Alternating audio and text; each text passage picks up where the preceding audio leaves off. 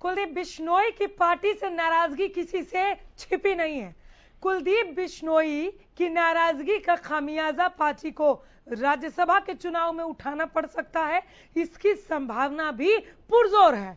बिश्नोई पहले तो पार्टी के बाकी विधायकों के साथ रायपुर नहीं पहुंचे और अब उन्होंने इशारों में संकेत दिए हैं कि जहां बिश्नोई ने राजस्थान में पार्टी कैंडिडेट को जिताने की बात कही, वहीं हरियाणा के विधायकों को दिल की आवाज पर वोटिंग करने की बात कह डाली।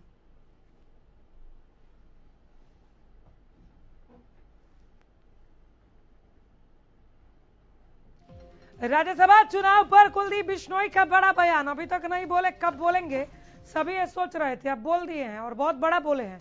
कह रहे अंतरात्मा की आवाज सुनूंगा। विधायक भी अपनी अंतरात्मा की आवाज सुने और वोट करें, दिल की सुने, किसी के बहकावे में ना आए, ये कहना चाह रहे हैं। राजस्थान के कांग्रेस को लेकर भी बात रखी। हरियाणा के कांग्रेस एमएलए अंतरात्मा की आवाज सुने। हरियाणा से अजय माकन है कांग्रेस के राज्यसभा कैंडिडेट। राज्यसभा चुनाव पर कुलदीप बिश्नोई का बड़ा बयान आया है। मैं अपनी अंतरात्मा की आवाज पर वोट करूंगा।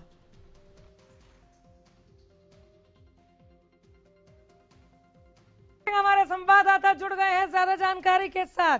क्या कह रही है इनकी अंतरात्मा, कहना क्या चाहते हैं कुलदीप बिश्नोई? सुशील। बिल्कुल अनामिका, देखिए दो बयान है और आज जो बयान आया पुण्य है चौधरी भजन लाल जो पूर्व मुख्यमंत्री हैं हरियाणा के, वहां वो पुष्पार्पित कर रहे थे, श्रद्धांजलि दे रहे थे। उसके बाद इन्होंने एक मीडिया में बयान दिया और जैसे ही मीडिया के सामने आए, सबसे पहला तो यह क्लियर हो गया कि जो कल तक कांग्रेस कह रही थी कि वो अस्वस्थ है, उनकी तबीयत खराब है, और आज वो बाहर निकल कर आए और आज बाहर आकर उन्होंने पुष्पार्पित की। दूसरी बात, जब मीडिया में उन्होंने बयान दिया तो देखिए पूरी बयान को अगर अनामिका आप सुने तो कह रहे हैं कि मैं राज्यसभा चुनाव में, हरियाणा के राज्यसभा चुनाव में अंतरात्मा से वोट करूंगा और मैं चाहता हूं कि कांग्रेस के जितने भी विधायक हैं वो अंतरात्मा से वोट करें। दूसरा बयान वो ये देते हैं साथ ही कि राजस्थान में सुरजेवाला अच्छे कैंडिडेट हैं और वहां कांग्रेस को चाहिए, कांग्रेस विधायकों को चाहिए कि उनको जिताएं।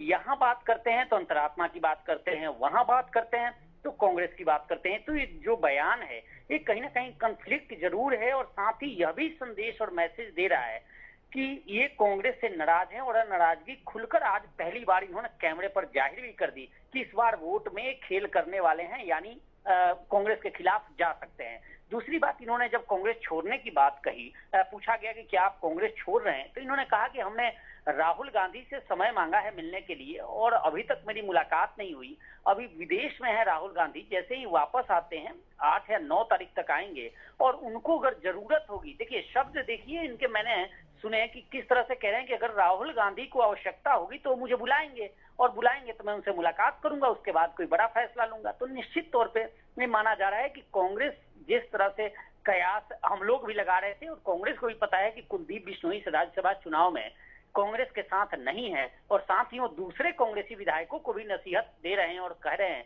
कि वे लोग भी अंतरात्मा से वोट करें। तो ये साफ लग रहा है कि कांग्रेस का गुणागणित जो है वो कहीं ना कहीं खराब जरूर नजर आ रहा है। गुणागणित यहाँ पर कांग्रेस का खराब ही नजर आ रहा है। इसे कांग्रेस स्वीकार करे ना करे, प्रत्यक्ष को प्रमाण की जरूरत नहीं। हालांकि जोड़ तोड़ अगर हो जाती है, इस जिसे आप कहा जा रहा अंतरात्मा की आवाज अगर किसी और के पक्ष में वोट करा दे वो अलग बात है। आपने कहा कुलदीप बिश्नोई कह रहे हैं कि राहुल गांधी से मिलने का समय मांगा है और उन्होंने ये भी स्पष्ट कर दिया है कि अब दिल्ली के दरबार में जाकर वो वेटिंग एरिया में नहीं बैठेंगे। राहुल गांधी तो खुद ईडी से समय मांग रहे हैं कि विदेश में हूं, थोड़ा वक्त लगेगा आने में। ऐसे में खेल हो सकता है बिश्नोई के वोट को लेकर। कांग्रेस की ओर से कोई प्रतिक्रिया? क्योंकि विवेक बंसल हम देख रहे थे कि काफी मनाने की कोशिश में थे, इनके संपर्क में थे।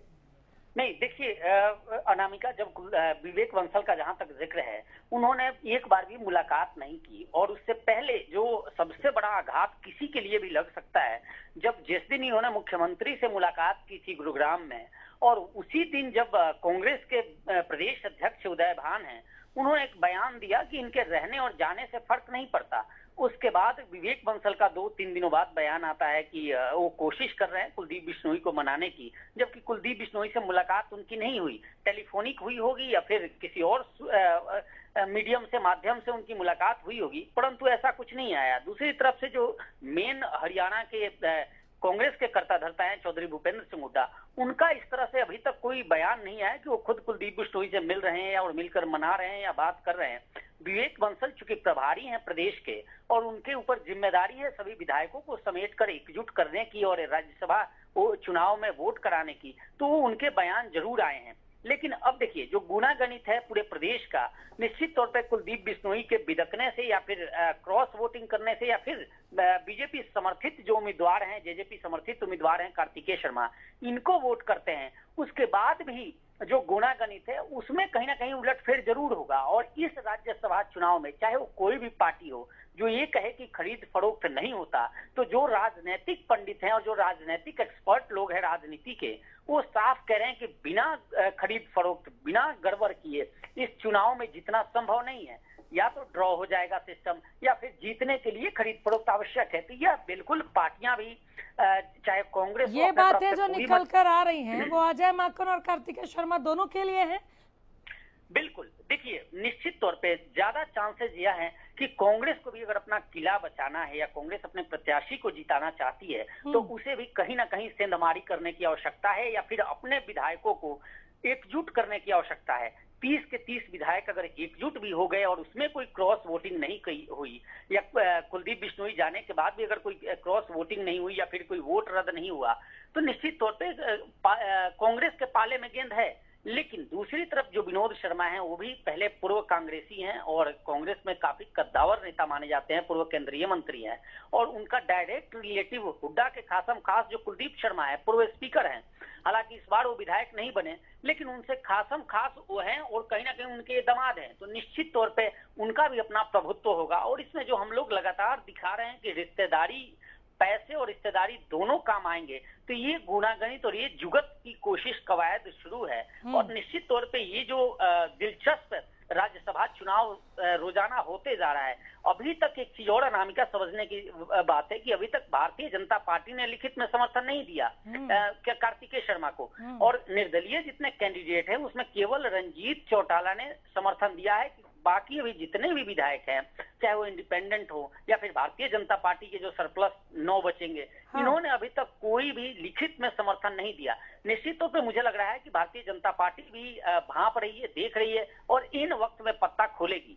क्या इसीलिए आप ये कह रहे हैं कि अभी भी दूसरा कैंडिडेट जो राज्यसभा पहुंचेगा उसके नाम को लेकर गेंद कांग्रेस के पाले में है? जैसे ही आपने कहा मुझे छत्तीसगढ़ की याद आ गई, 27 से ज्यादा विधायक वहां पे बढ़े क्या? नहीं, देखिए 27 ही हैं अभी, जो 4 विधायक जिसमें खुद भूपेंद्र सिंह हुड्डा हैं और वो तो दिल्ली हैं और माना जा रहा है कि वो जाएंगे वहां मिलने, लेकिन वहां है नहीं और उनको रहने की जरूरत भी नहीं है क्योंकि ये पकड़ की गई है उनको, उन विधायकों को जिन पर कहीं ना कहीं अंदेशा है कि ये टूट सकते हैं या इनमें सेंधमारी हो सकती है, तो उन विधायकों को ले गया है। 27 विधायक है वहां पे। अब जो 4 विधायक है, भूपेंद्र सिंह हुड्डा 28 हो गए, किरण चौधरी और चिरंजीव राव और कुलदीप बिश्नोई सामने आ गए, उन्होंने नाराजगी जाहिर कर दी और कांग्रेस को भी पता है कि वो इस राज्यसभा चुनाव में साथ नहीं है। अगर राहुल गांधी से मुलाकात हो और फिर इन वक्त पे राहुल गांधी कुछ उन्हें ऐसा दे दें, कोई पद दे दें, कोई वो हाल फिलहाल दिख भी नहीं रहा। 10 जून बहुत ज्यादा दूर भी नहीं है। चले बने रहिए, मैं एक और खबर पर आपके पास लौटूंगी। फिलहाल इस खबर के लिए शुक्रिया, लेकिन फोन पर रहिएगा जरूर।